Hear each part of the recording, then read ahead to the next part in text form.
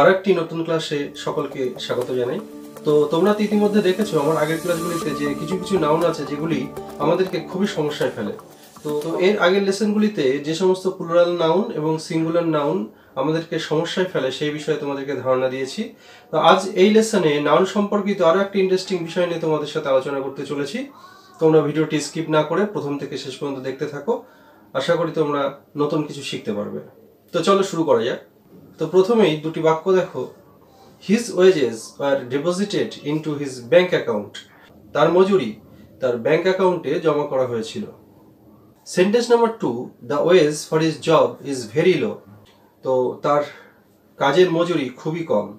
তো দেখো প্রথম বাক্যে ওয়েজেস শব্দটি একটি প্লুরাল নাউন। গ্রামাটিক্যালি এই ওয়েজেস শব্দটি একদম সঠিক এবং বাক্যের প্রথম অংশে অর্থাৎ সাবজেক্টের স্থানে ওয়েজ শব্দটি প্লুরাল হিসেবে লেখা হয়েছে। এই বাক্যে ওয়েজেস শব্দটি রেফার করছে কোয়ান্টিটি অফ মানি, অর্থাৎ কিছু পরিমাণ অর্থ বা টাকা।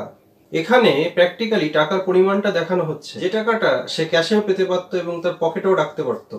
তো এই ওয়েজেসটা একটা নির্দিষ্ট পরিমাণের অঙ্কের টাকা, যা কিনা তার ব্যাংকে জমা করা হয়েছিল এবং তার ন্যায্য পরিমাণ একটা অর্থ। সেই জন্য এখানে আমরা ওয়েজেস শব্দটিকে ব্যবহার করেছি। তো তোমরা নিশ্চয় লক্ষ্য করেছো যে এই বাক্যটিতে একজন ব্যক্তিকে তার মজুরি দেওয়া হয়েছে, তবুও ওয়েজেস শব্দটি লেখা হয়েছে। তো তোমরা বন্ধুরা মনে রাখবে, যদি অনেকজনকেও মজুরি দেওয়া হতো তাহলে ওয়েজেস শব্দটা লেখা হতো। সেই ক্ষেত্রে আমরা লিখতাম ওয়েজেস আর deposited into their bank account. অর্থাৎ আমরা একজনকে বোঝালেও ওয়েজেস লিখবো আর অনেকজনকে বোঝালেও ওয়েজেস শব্দটি ব্যবহার করব। একইভাবে আমরা বলতে পারি তার মজুরি বেড়ে গিয়েছে, his wages have gone up. তো লক্ষ্য করো এখানেও কিন্তু আমরা ওয়েজেস লিখেছি, ওয়েজেস হ্যাভ। এবার চলে এসো দ্বিতীয় বাক্যটি প্রসঙ্গে। The wage for his job is very low. Wage এই নাউনটি একটা অ্যাবস্ট্রাক্ট নাউন এবং এই বাক্যটিতে ওয়েজ কথাটি জাস্ট একটা নিউমারিক্যাল ফিগার হিসেবে দেখানো হয়েছে। তো এই ক্ষেত্রে কিন্তু ওয়েজটার কোয়ান্টিটি আমরা জানি না, অর্থাৎ অ্যাকচুয়াল কোয়ান্টিটি মানি আমরা কিন্তু দ্বিতীয় বাক্যটিতে জানতে পাচ্ছি না। তো তোমরা নিশ্চয় বুঝতে পারলে দ্বিতীয় বাক্যটিও সঠিক। বিষয়টি খানিকটা এরকম, তোমরা কোনো বাজার থেকে একটা শার্ট কিনেছো, শার্টে একটা ট্যাগ লাগানো আছে। তো ট্যাগে যে পরিমাণ অর্থের পরিমাণটা লেখা আছে সেটা হচ্ছে খানিকটা এই ওয়েজের মতো। যদিও আমরা এখানে ওয়েজ শব্দটা ব্যবহার করতে পারি না, তোমাদের জাস্ট বোঝানোর জন্য কথাটি বললাম। এবার তোমরা যে ছাড় দিয়ে যে টাকাটা দিয়ে তোমরা শার্টটা কিনলে, সেই যে ছাড় দেওয়া অংশটার যে নির্দিষ্ট পরিমাণ কোয়ান্টিটি অফ মানি, সেটা ওয়েজেসের মতো খানিকটা ব্যাপার, যেটা আমরা প্র্যাকটিক্যালি ক্যাশে বা কার্ডে, বাজারের সে দোকানে বা মলে পেমেন্ট করছি।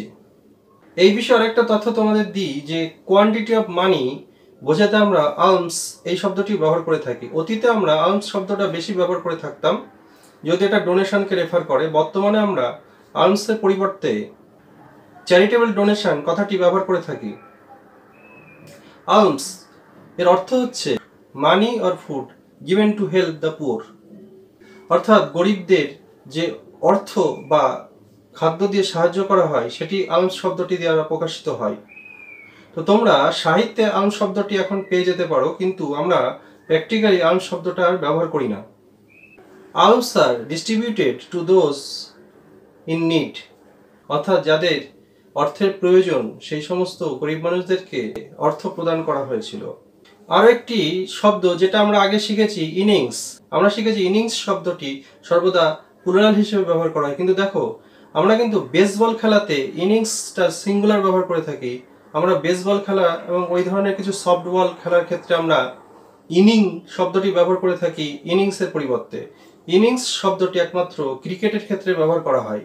In baseball or softball an inning is the basic unit of play, অর্থাৎ বেসবল এবং সফটবল খেলার যে বেসিক ইউনিটটি হচ্ছে ইনিং, নট ইনিংস।